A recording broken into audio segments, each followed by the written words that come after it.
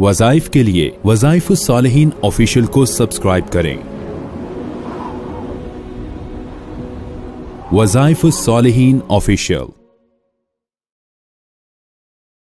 बिस्मिल्लाहिर्रहमानिर्रहीम। कुरान हकीम के अंदर सूरह बकरा के आगाज में अलिफ लाम मीम और फिर कुरान हकीम के अंदर इस तरह के अल्फाज आपको बकसरत मिलते हैं। ये वो अल्फाज हैं जो अल्लाह और अल्लाह के नबी के दरमियान कुछ राज की बातें हैं जो अल्लाह जानता है या अल्लाह का रसूल जानता है। उम्मत को इसका मानी नहीं बताया गया। दुनिया का कोई आलिम, कोई बड़े से बड़ा मुफस्सिर नहीं कह सकता कि मुझे इसका मानी पता है। जो कहेगा मुझे इसका मानी पता है वो झूठा होगा, क्योंकि ये अल्लाह और रसूल के दरमियान कुछ राज की बातें हैं जो अल्लाह ने अपने नबी से बयान कर दी और नबी ने उम्मत को नहीं बताई, क्योंकि नबी अलैहिस्सलाम और अल्लाह की बातें थी। अब हमें कहा गया कि बस इस पर यकीन रखो कि ये अल्लाह और अल्लाह के रसूल के दरमियान की बात, लेकिन इसमें तासीर बहुत है, इसमें कुव्वत बहुत है। अल्लाह ने इसके अंदर बड़ी कुव्वत रखी है, तासीर रखी है। जब इंसान किसी सख्त मुश्किल में फंस जाए, दुश्मन इंसान के ऊपर हावी होने लगे, कोई दुश्मन नुकसान पहुंचाने लगे और किसी से सख्त जानी खतरा हो कि वो मेरा जान का